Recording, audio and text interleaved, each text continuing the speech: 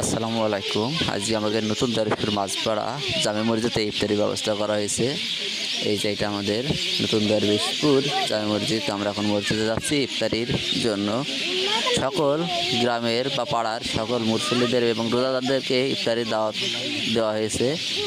এটা আমাদের main gate, খুবই সুন্দর একটি গেট, কাঁচের এবং গ্লাসের।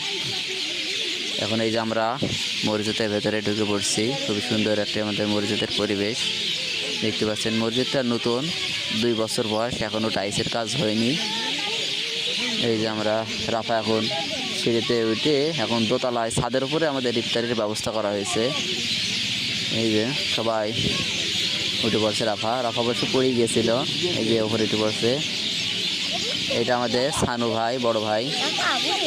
এই যে সব উঠে পড়েছে ছাদের উপরে, খুবই সুন্দর হবে। এটা আমাদের সানু ভাইয়ের মাইজে ভাই। এটা আমাদের বন্ধু সুজন। এই যে ইফতারির ব্যবস্থা করা হয়েছে, ছোলা, খুবই সুন্দর একটি। এবং এটা হলো বেগনি, এটা কলা, এটা পেঁয়াজু, এটা আলুর চপ, এবং এর ভেতরে ক্ষীরা, লেবু এবং আঙ্গুর আছে, এখানে খেজুর, এবং এটার ভেতরে আপেল। খুবই সুন্দর একটি ইফতারের আইটেম। এই যে সব কি সুন্দর একটি পরিবেশ, খোলা ছাদের উপরে এই যে ইফতারি, এটা প্লেট দেখতে পাচ্ছেন। খুবই সুন্দর একটি ইফতারের ব্যবস্থা। সবাইকে ধন্যবাদ। এই যে সবাইকে ধন্যবাদ আমাদের ভিডিওটা দেখার জন্য এবং আমাদের সঙ্গেই থাকার জন্য।